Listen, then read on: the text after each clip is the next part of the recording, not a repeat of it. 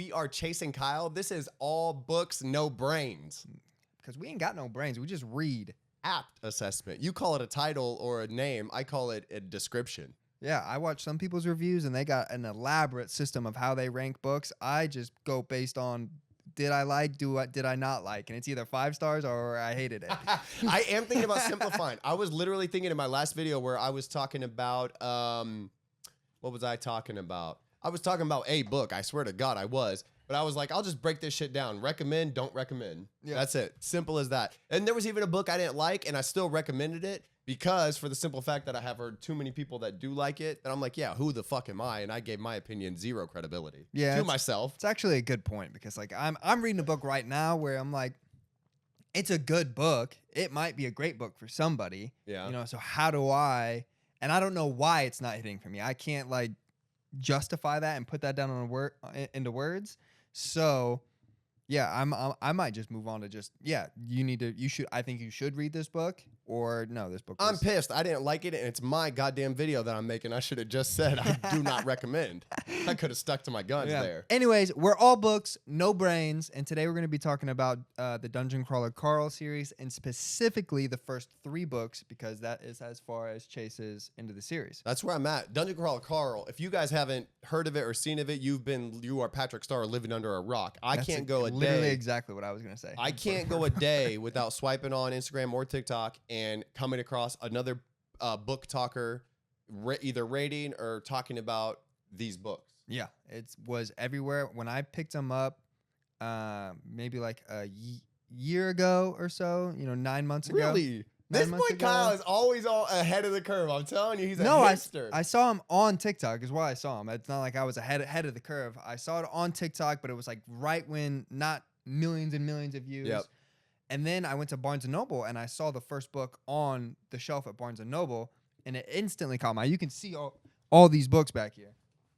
And I was going to say, I told my girlfriend, because these books, the first book, Dungeon Crawler Carl by Matt Dinniman, was self-published in 2020. Mm-hmm. And I was looking, and I saw, like, the cover, and I was like, oh, my God. Literally, you would never pick this up. Yep. It looked like a bag of ass. No offense if you designed that. But it just didn't look like something that would be appealing. It looked overly cheesy, which, to a degree, these books are cheesy. They are so lovably cheesy. Yeah. But they got picked up by a different publisher in 2024, so just last year.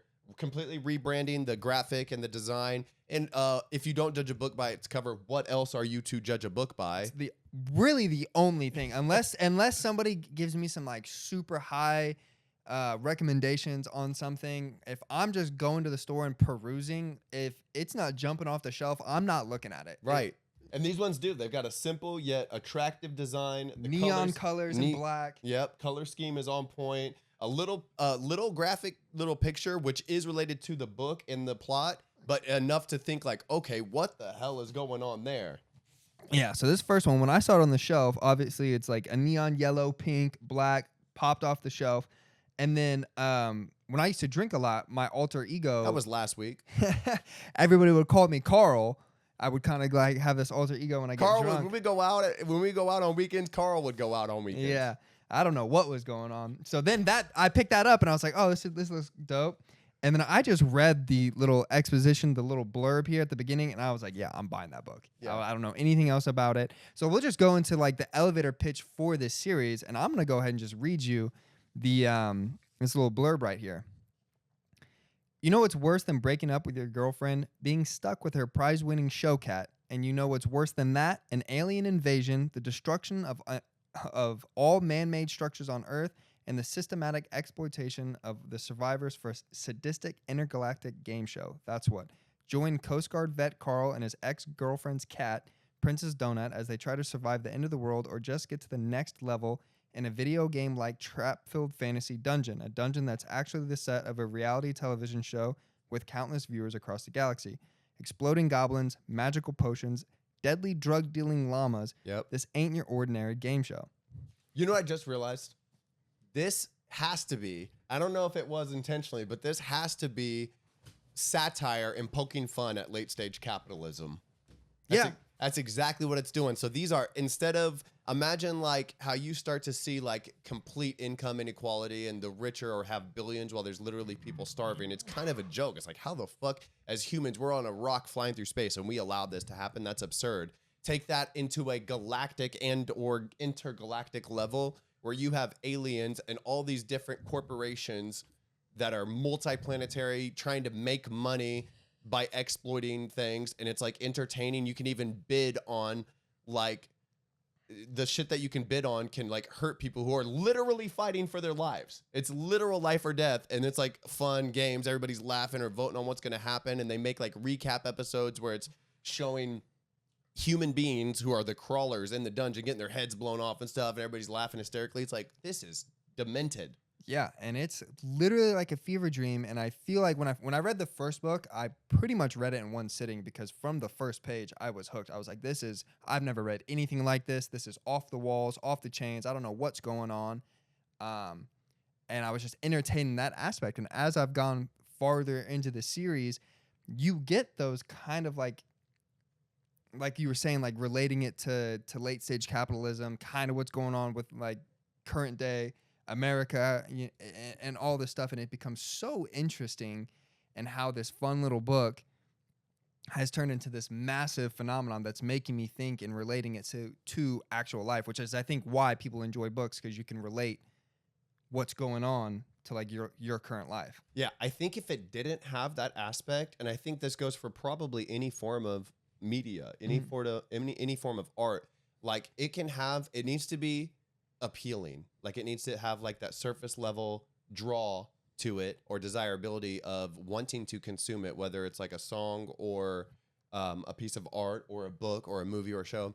And then beyond that, it has to be more substantive. Like there has to be like, the more you dig into it, the more you realize the more substance there is to it. And so you're enjoying it and you're along for this ride. And I'm with you. I didn't even think about the late stage capitalism, like prod, until you were just reading that. I was like, oh yeah, these are sick fucking aliens that are just, I mean, they're doing what we all do, where they're just trying to make it in this existence. And then it just comes to be like, oh, our planet's up, our planet's number got rang, and because of that, you know, how we don't really value an ant's life necessarily. It's the same thing. They're like, we just are going to cohere. We're all going to make the money. It's going to help us survive. And these insignificant little creatures who are only stuck on one planet, like how important could they actually be?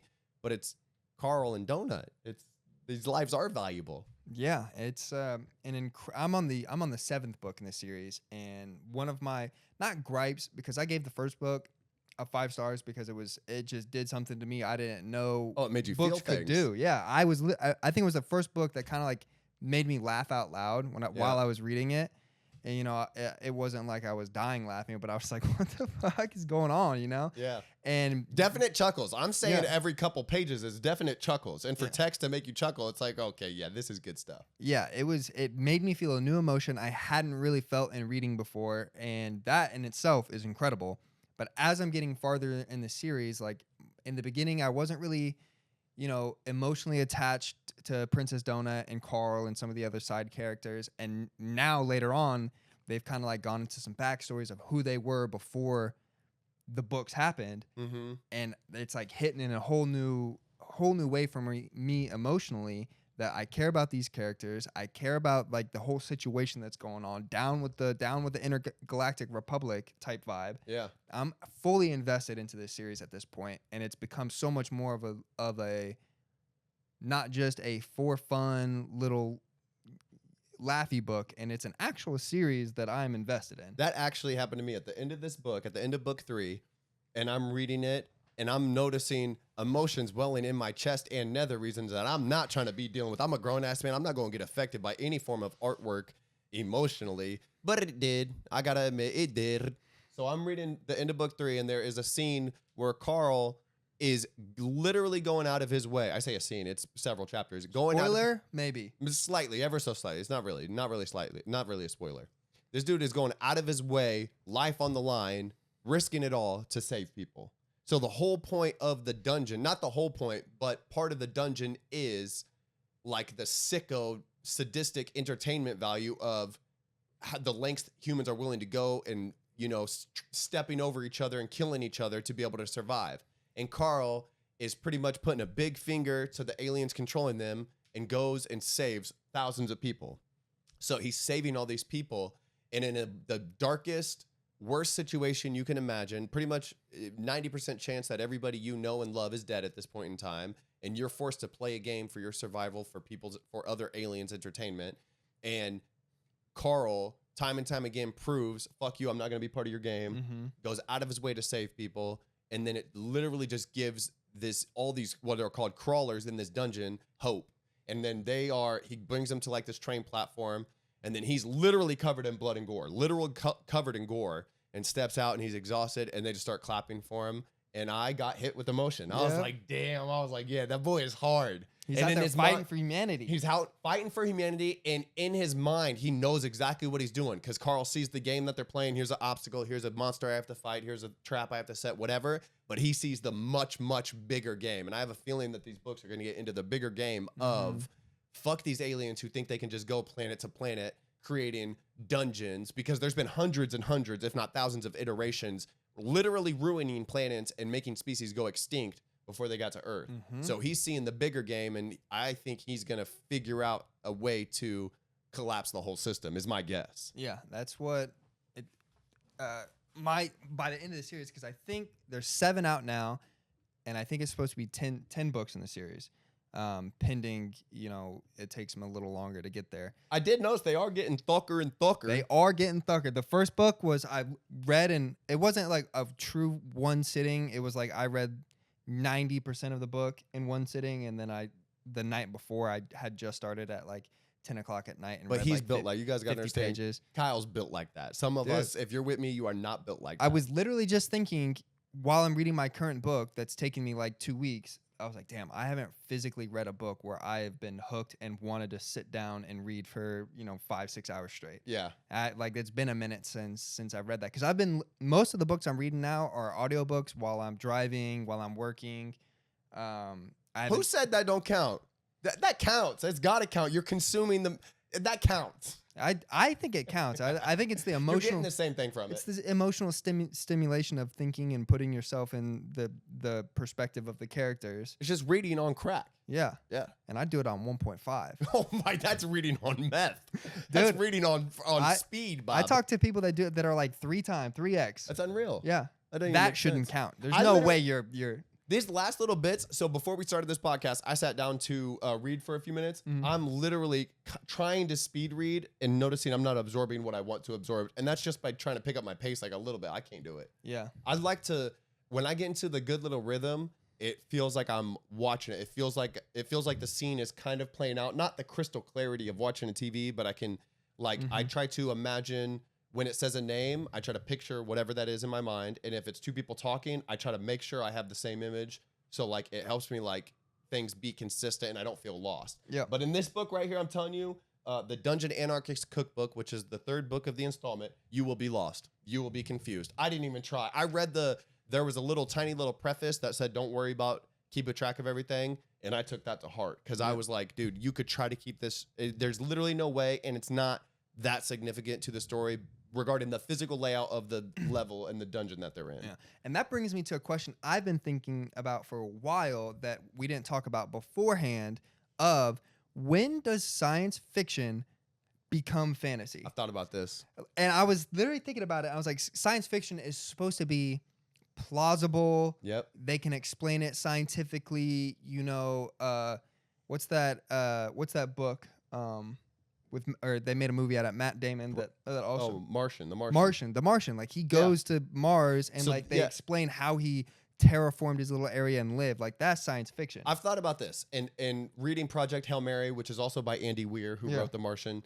And it says it's called speculative sci-fi. So obviously you can have infinite amount of subgenres, and even putting things into categories kind of gets really blurry and messy. But if we were to draw a steadfast line, I feel like if it is possible, in theory, if it's possible, then it could be sci-fi. And now, of course, it's not, if you're just looking at things, it's kind of a spectrum more than a binary. But if we were to draw a line, I would say, I think about Red Rising, and I ask myself, of course it's sci-fi. There's nothing in the realm of impossibility, like certain impossibility that we couldn't do. Like if genetics get crazy, I mean, they're already doing genetic modification with CRISPR and things like that. Like, I don't understand why we can't have 7 foot tall, 400-pound, just behemoth monster, muscular monstrosities of human beings. And I feel like we could probably already have that if there was not like all the rules and restrictions. The Russians probably got that shit. The Chinese probably got that shit right now. They're probably coming out. We just had some mad scientists, unlimited funding, no morals, like human test subjects. Like they probably get that shit out lickety split. That shit would be done in a week and a half. But I thought about it, and I thought about this when I was reading Red Rising. I feel like if it's theoretically possible, then that's sci-fi. If it's impossible, then that's fantasy. But, you know, as far as where you draw that line, who knows? Like, Dungeon Crawler Carl seems obviously fantasy. Like, but I think in the realm, it's portrayed as sci-fi. It's these aliens have incredibly advanced technology. The entire game is run by an AI system.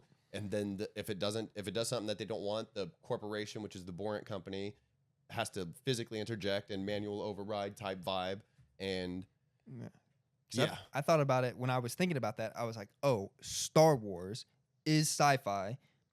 But like not the Force. The Force is fantasy. That's got to be magic. Yeah, you know, it is unexplainable. So I guess you have this kind of blend of sci fantasy, but even Star Wars, like lightsabers, like that's not theoretically impossible. Yeah, maybe. You can't put. Yeah, they've tried to make lightsabers. You can't put a rock in a steel cylinder and have a 3-foot blade. Is that what it is? Yeah, I've never seen. It's a kyber crystal, and they put it in their. It's a little, crystal, and they put it in the thing, and it gives it the power. And it gives it the power. I've always thought about a lightsaber because I've never seen Star Wars, but how does the light stop? I've always wondered what makes the light stop. Yeah, they can't do it, but they have. That's what they. If you watch the Disney, the Mandalorian, they have the dark blade or dark sword or whatever. Okay. And it's a steel blade that kind of like constrains it. It's before they figured out how to do for it to just be the lightsaber part. They've had 30, 40 years of people poking holes, and they said, okay, we got something for your bitch ass. I have that. Obviously, a lot of people like Star Wars. But yeah, as far as it being science fiction versus fantasy, and that's not to say like we can't transcend our biological boundaries in a very cheesy metaphysical type sense of telekinesis and shit. I don't know. Obviously, it seems impossible, but I don't discredit shit. I've been proven wrong too many times to say definitively that's a no. I think science fiction needs to have a hard cap of like 100 years into the future. You know, like if it gets like if we can theorize like in 100 years, like this is what we could come up with. Yeah. But even then, dude, we get so many things wrong. Like think about like there are things that go so much faster than anybody thought possible. And then there are things that are so much slower than anybody thought possible. Think about where cars were in 1900 to 1950. Yeah, it's huge growth. There's like everybody's in horse and buggy, and then okay, no, we got cars now. Everyone's stuck at 1 HP, 1 horsepower for thousands of years. and now think about where cars from 1950 to now, which has been 75 years. They're different, safer, obviously, but they're pretty much the same thing. Yeah. Everybody, if you would ask people, like think about Back to the Future when they were making. We're only constrained on the automobile by people.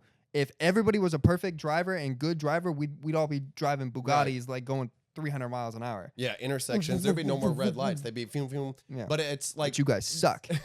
Not you. I'm a good driver. Everybody else sucks. I think about like some things go so much faster than people saw coming, and some things go so much slower. So like even things like we were just talking about Andy Weir's The Martian or definitely Project Hail Mary. It's like these things seem like they could be real life. They could be literally 3 weeks from now. Or they could be 500 years from now. Yeah. But there's something that just seems accessible about sci-fi stories like that versus Dungeon Crawler Carl. It's not happening. Yeah. That's never happened. Even Red Rising, that's never happened. Transformed the Earth into a video game with magical potions and powers and Princess Donut. This isn't a spoiler because this is the first, maybe 30 pages of the first book. She gets magic missile and she's literally shooting laser beams out of her eyes. Out of her eyes, like.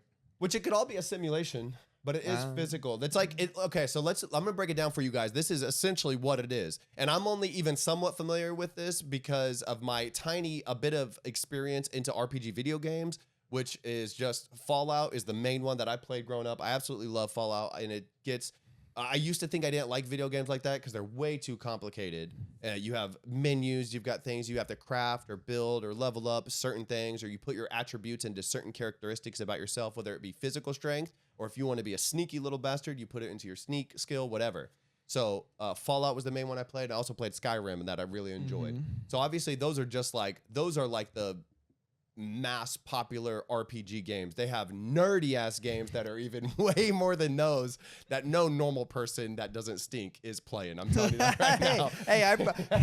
If you play, I'm maxed out on some of those games. If you play Elden Ring and shit, I turned on Elden Ring. I was in there about an hour. I had to turn that genre off. I died like 6 times. I was like, this game fucking sucks, dude. I was like, I don't even know where. Literally, I don't know where to begin. Anyways, so you're in so it's called literary RPG. You literally join the main namesake title character, Carl, and his ex-girlfriend. Well, it's his current girlfriend, but he never got the chance to break up with her cheating ass. No, he did. He sent her a voicemail or text message or something. Oh, he did? Yeah. Okay. I'm pretty sure.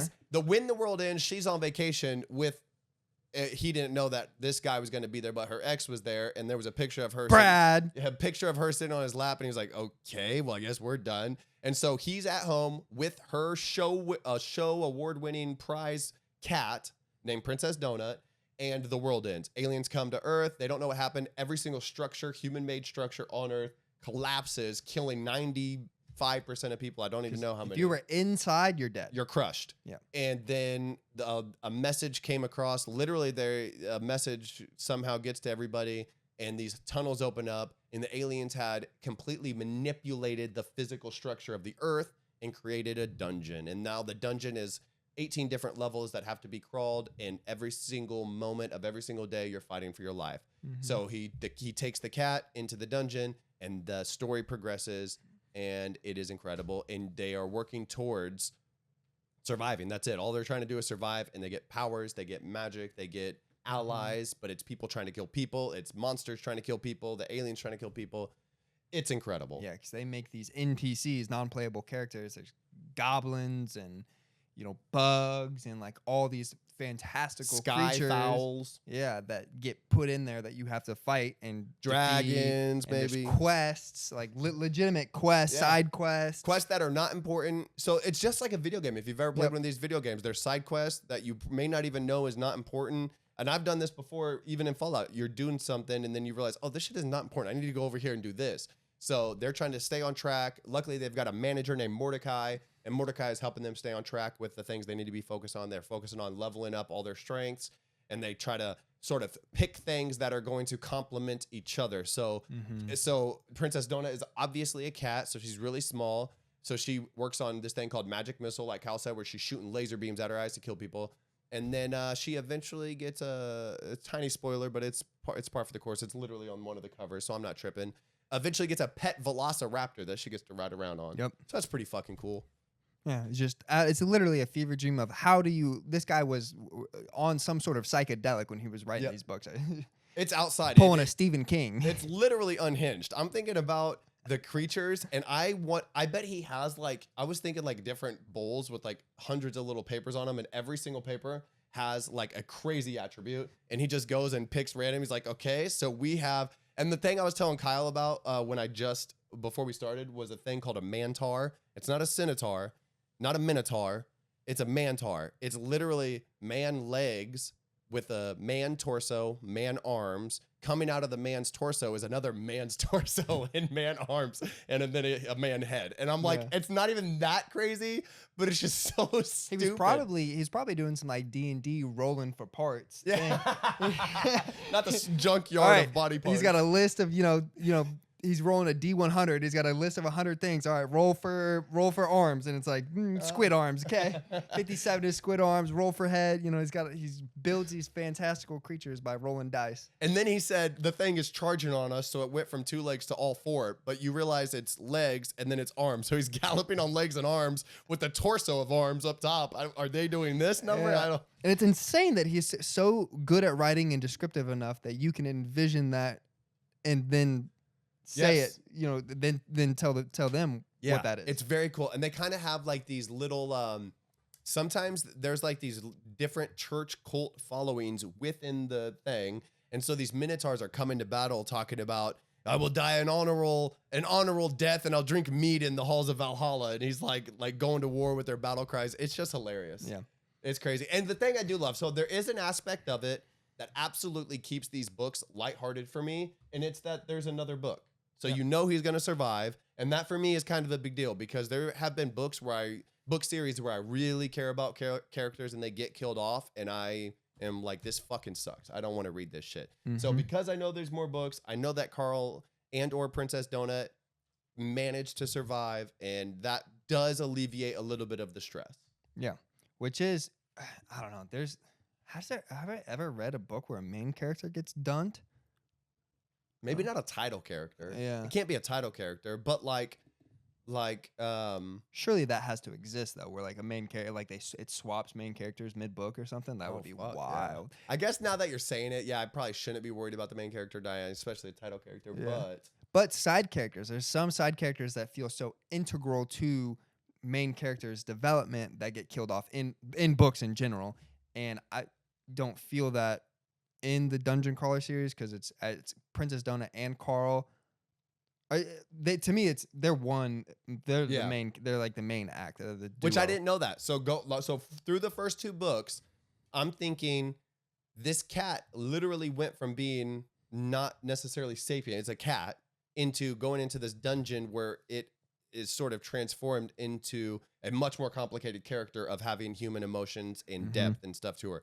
So early on, until the 3rd book, there was serious questions in my mind of whether the 2 main characters were going to stick together. I thought there was a good chance that Carl was going to get abandoned, but it seams pretty clear that that's what cats be doing. The cats are, think about it, even if you have a pet cat that you love to death, they're assholes.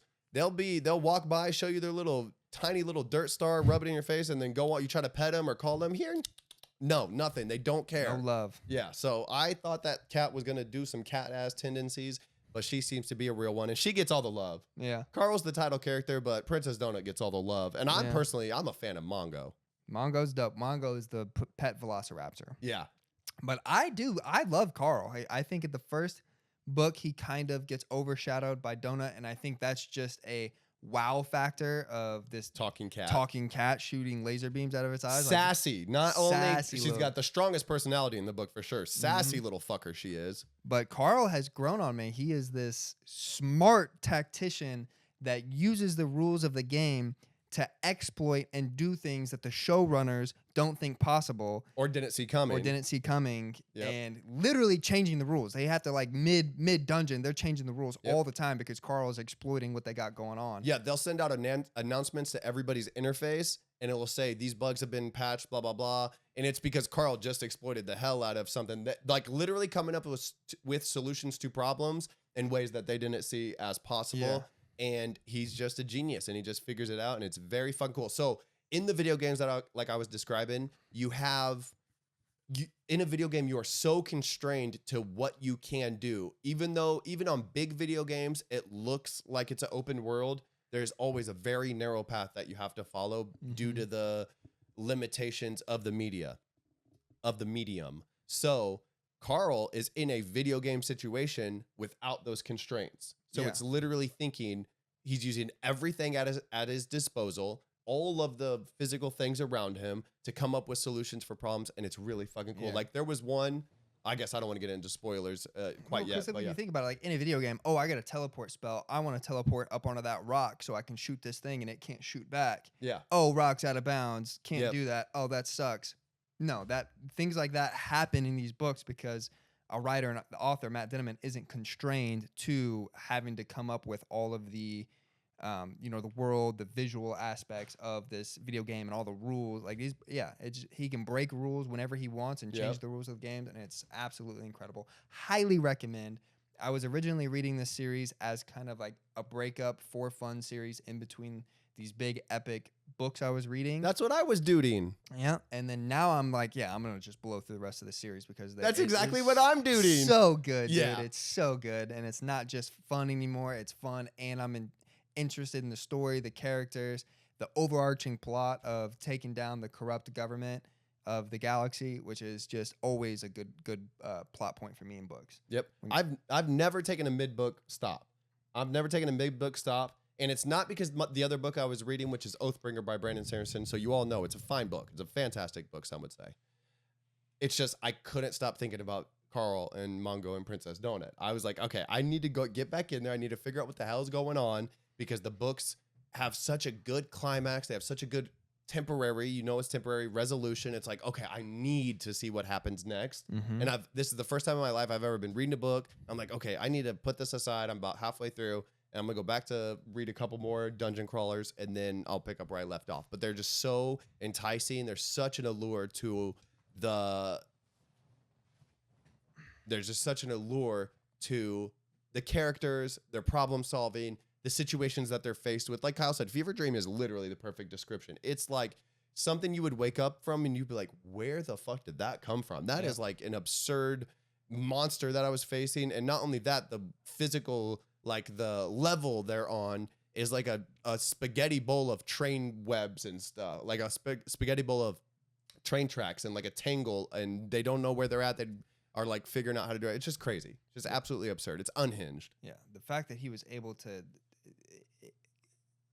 visualize it enough in his mind to then write it down and allow us to somewhat visualize what's going on. Because like you said, he has little blurbs in there of like, you will not be able to track all of this. Just, have a good time and enjoy the book. And you just, okay, cool. And you just read it. And then by the end of the book, you've put together enough of a visual representation that you can look back at the beginning of the book and understood what had happened to you. Yeah, it definitely works. It absolutely works. And it doesn't keep any details from you to take away from the enjoyment. I literally give the entertainment factor a 10 out of 10. Yeah. As far as like consuming the book and just how it made me feel, 10 out of 10. Yeah, the pacing, which, and I feel like is one of the biggest issues I have with books when I'm reading is if the pacing is off and it's slow for too long, I lose interest. I start not to enjoy the book, and then that negatively impacts the good parts of the book because I was so bored for so long. And this book, I don't know if I've ever been bored. I just realized something. Why? You saying that made me realize. So they go through these incredible action sequences, which are obviously fun to read. And then I really look forward to the things that they unlock. Oh, so it's literally like a video game where they will get experience based on the foe that they just bested.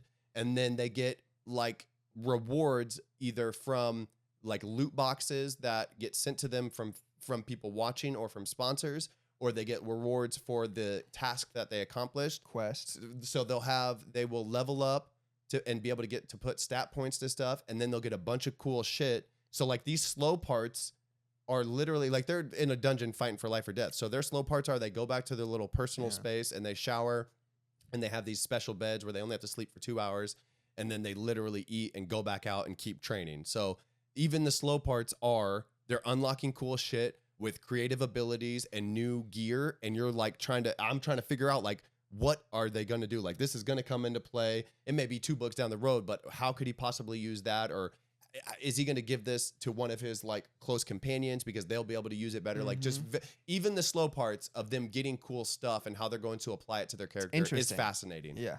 Yeah, that's a good point. I didn't really think about that because I was like, dude, I've never been bored reading these books because they do all the cool shit and then they get cool shit. So the would-be slow parts, I'm so interested to see what, the rewards that they got that it's, Yeah, even the slow parts are picked up. And I think there is a certain amount of character overlapping, like introducing new characters. You're following Carl, Princess Donut, and a new girl comes along named Kadia. You're following them 99% of the time, but they do interact and help other characters. And you start to see, even when the world is pitted against them, these motherfuckers are still joining together. There's still cause for hope and that we don't have to start killing each other to overcome these obstacles and stick it to the man. Yeah, which is crazy too, because I honestly can't think of a gripe or, something that I wish the book did differently. All of these books have been fantastic. 5-star reads for me, 6-star reads for me. And, but what I've seen a lot of people complain about is the characters. They're not, emotionally attached to these characters. which I just have a hard time. Maybe in the first couple books, I was like, there's not really much going on as far as depth of characters. Yeah. But as you go on, these characters are fighting for their lives. Everybody that they know is dead for the most part. That's so they're creating new relationships with these people who are also fighting for their lives, and I feel like that is an instant bond with somebody if you can make these trauma bonding, baby. Yeah, and not only that, but they are starting to realize that this is just all for somebody else's entertainment. It's not fair. Yep. They don't like it, and so now collectively as a group, these crawlers is what they're called.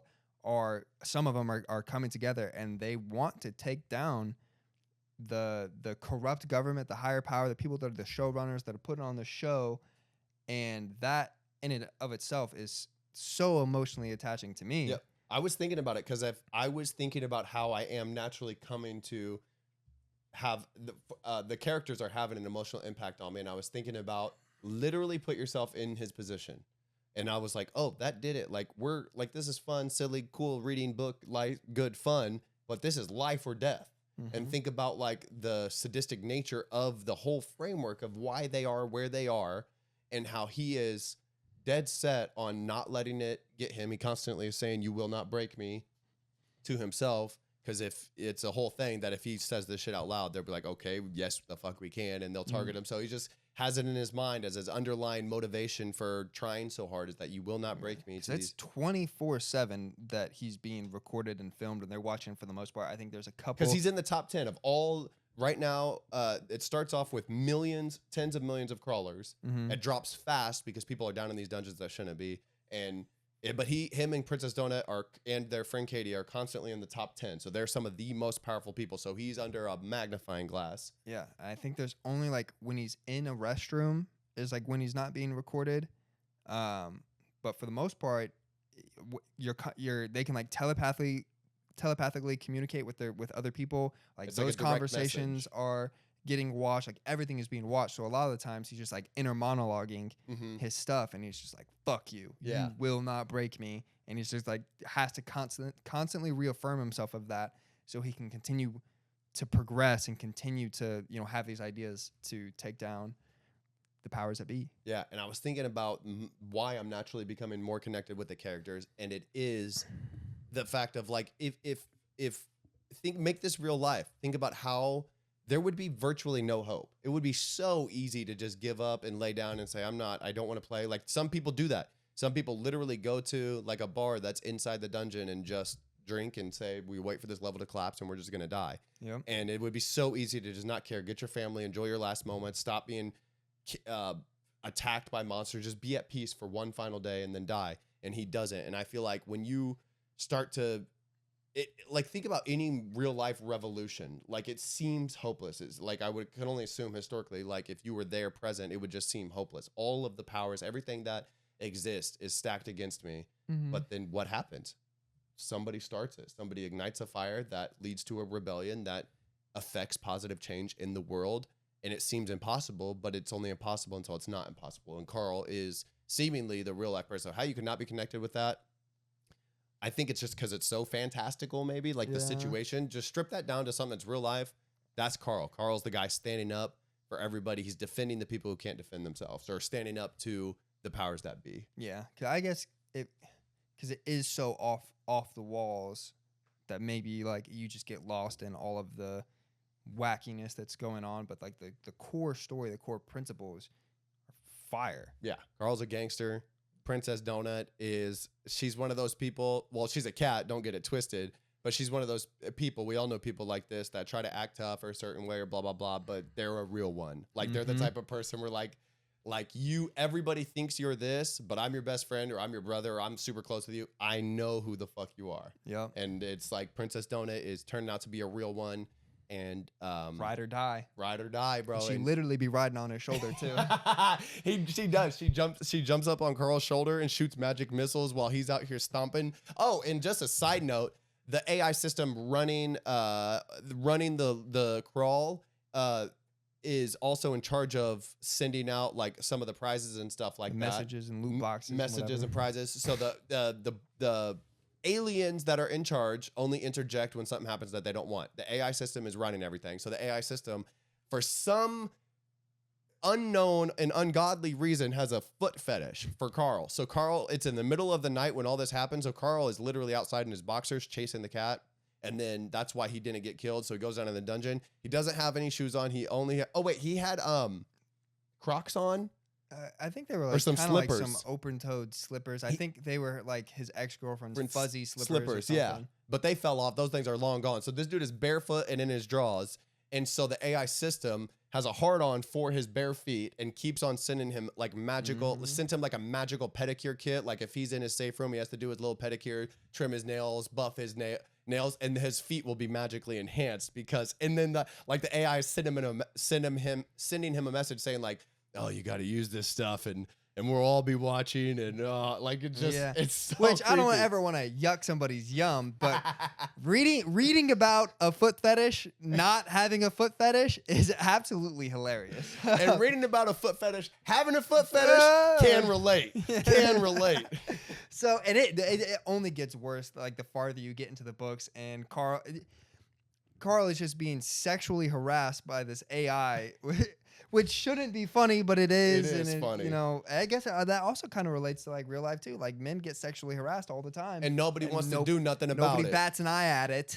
God, it's okay. It doesn't bother me. Yeah, it doesn't bother me one bit. And then I was gonna say, and there's also really cool parts. So imagine a giant game show. Everything that comes with it comes with it. So these dudes are contestants. Carl and Princess Ona are contestants in the lair in the dungeon. And then they have to literally be extracted from the dungeon to go on interviews and shit. And that just adds another level of dimensionality. It just adds another level of the reader getting exposed to some of the story, some of the world, some of the behind the scenes of why the dungeon exists. And that is just another level of entertainment. So I was just thinking about it. I was like, man, I would fucked up. But like if I would watch a reality show like this, and then I was thinking, I was like, this is what they got going on in Japan.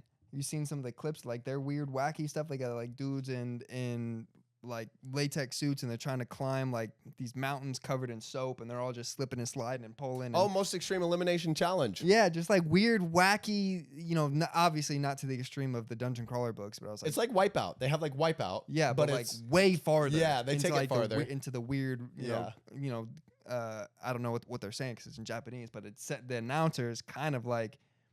You know, saying weird has like a funny tone to him. Yeah. I might go watch. Dude, it's like Mr. Beast, how Mr. Beast gets parodied and they take it too far. Like getting people to do stuff for money. It's like kind of sick. It's like there's people struggling out here, and then you just have kind of a rich guy who just kind of, instead of just saying like, here, I'll help you out, turning it into an entertainment, which you can argue what you want. You can argue good, you can argue bad, but it is kind of sick. And it's like, I'm watching this. Yeah, what you're talking about. Like I'm watching this jelly-covered man try to climb up this like plastic thing, and then we're throwing like cheese whiz at him and stuff. And it's like, haha, go get up to the top for $1,000. And it's like, if you have the $1,000, I need you to give it to me. You know, it's fucked up. What do we do? Do we fight against human nature? Do we fight against like this is fucked up, so we stand up for it? Do we just say, yeah, this is who we are, and let's roll with the punches and watch a show where aliens overtake Earth and kill 90% of the population and make us compete for survival? I'm curious as to what Mr. Matt Dinniman thinks and where these books are going to go, and what he thinks, and what Carl is going to do about the situation, because obviously he's the one getting cucked right now. Cuck or be cucked. Yeah. And that is the thing we're talking about. And when I was reading this is the first book that it hit me of, like I asked you, like, do you think this book was written with them in mind? Like, I'm trying to get this motherfucker adapted to TV or adapted into the big screen so I can make some money, because it seems like it absolutely does not take away from it at all if that were to be in mind. And if I was a fucking artistic genius like Matt Dinniman is, obviously a creative little fucker he is, obviously you want to make some money for yourself. So if he was writing it thinking like, if this can get adapted to the film, let me make scenes, let me make characters, let me make like a plot that it would adapt great, like perfectly, to be very entertaining so I can make some money. And I feel like this is the first book that I've read that made me think that. And I think that might be the case, but and that doesn't take away from the entertainment at all. I would watch the show too. Yeah, I'd watch it. I'd pay. Which at the end of the 6th book, the ending, they announced on the audiobook, because I listened to it, that they are going to be doing a graphic audio. Yeah. Starting from the beginning and working their way so down. Good. And if I you was guys like, haven't checked out the graphic audios, you simply must. I've already heard from not only Kyle, but from literally, I posted a video about the Dungeon Crawler series on social media, and I've already heard from literally a dozen people saying if you like these books, you have to listen to the audiobooks. They are literally taking it to a next level, and that's not even the graphic audios. It's just a regular audiobook. I'm going to own all the physical copies, but I haven't read a physical copy since the first book. I think 2 through, I'm on 7 now. I've only been the audiobook, and I thought they were the graphic audio. Like they're so good. I don't know if there is a different voice actor, or if he's just changing his voice and using like the AI's got a robotic voice. Yeah. Like it could be 15 different voice actors for all I know how good that guy is. But there's also scenes in the like last 2 or 3 books where he's having a conversation and there's background noise going on. There's either music or somebody's talking and there's like, chitter chatter going on. Like it's kind of like halfway graphic audio. I think soon they won't be anymore. I mean, if you're reading like a nonfiction or something, it'll be a regular audiobook. But I think for novels, that's the way of the future, dude. The graphic novels, you are immersed. Yeah. And it's much more accessible because you don't have to sit down and watch something on the screen. You could be doing other things while you're listening to these graphic audios, which makes the text so much more accessible to other people. Yeah. And so to more people. When those start rolling out, I'm gonna re-listen to all these books on the graphic audio because I think they're gonna be absolutely phenomenal. Yeah. The graphic audios, if you guys haven't heard one, I've only listened to Red Rising graphic audios, and it just takes it to another level. You pick up on stuff, you understand stuff differently than reading, and just if you don't have time to sit down and dedicate, which a lot of people finding time to read is hard, being able to listen to something. A lot of people ask like how I get so many books read in a month, and if I could dedicate like and it was my job 8 hours to reading a book, I could probably knock out a book, every 2 days or so, but I don't have that much time to actually sit down and read. But I've replaced all music listening with listening to audiobooks in the car. I used to listen to music when I would take a shower, so I'm listening to audiobooks now. Working out, when I'm working, headphones in, listening, and that's like 5, 6, 7, 8 hours a day of just listening to audiobooks. And then I put it on 1.5. You don't have, a lot of people have their different speeds. But now listening to it in 1 time feels so slow. And at one point I tried 2 times and I did listen to a whole book at 2 times. So I was like, this is doing TMI. So I'm just back down to the 1.5. Hey, 1.5, that's respectable. I don't need to be blowing through, a book a day listening to an audiobook. I spend way too much money that I ain't got. Yeah. Because if I'm listening to them and buying them because I want to have them because I don't know what that is. But I want to own it. That's a book addiction. Yeah, I want to own it. But I'm not complaining. I come over here and steal his books daily. He does. He's got a library card. Take one, give one. Take one, leave one. Yeah. Anyways, if you guys haven't been able to tell, we highly recommend Dungeon Crawler Carl. It's popular for a reason. I've talked to some people. They're like, oh, I don't want to check that out because everyone's talking about it. Who the fuck are you? Yeah. Why are you? What the fuck are you? Why are you too cool for the cool stuff? Yeah, I had a theory, and I talked about this in my TikTok last night, is books become trendy and become popular for a reason. It's like if there wasn't some sort of universally attractive aspect, then it wouldn't catch on like it does. It's loved because it's good. And that's not always 100% the case, and not just like anything, not 100% of people like it, but statistically, odds are if you get these books, you're going to like them just based on anecdotal, what I've heard. But yeah, absolutely. On my simple binary recommend, don't recommend spectrum, I'm going to say recommend. Yeah.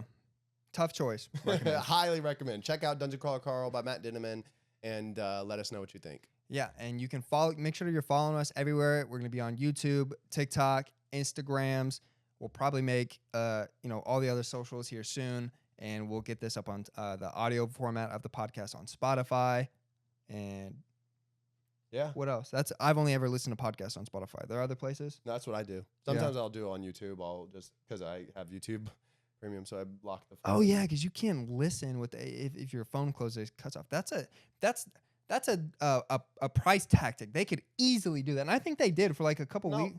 No, it was when for like 3 iPhones. I had an iPhone for probably 5 years, and I would listen to YouTube, and you just locked it, and then you could double click or something, just hit play and lock it, and then it was like probably the past, like it's been like 10 years Yeah. since they did it, but it used to not be a thing where you could listen to it when it was locked. Oh. They're boosy. Fucking bitches. Fucking bitchy. About to go. Oh, about to go- Google's not making enough money. Yeah. Maybe we need to go fucking Carl and Princess Donut on Google's What's bitch it ass. called? Alphabet. Alphabet's not making enough money. Right. The YouTube Premium. Let me get that login. Let me get that login. All right. Thank you guys so much. This has been Chase and Kyle with all bronze. It's been Chase and Kyle with all books. No brains. But we got the bronze too. I got a little bisexual. A little bisexual. All right. Love-bye. Love bye.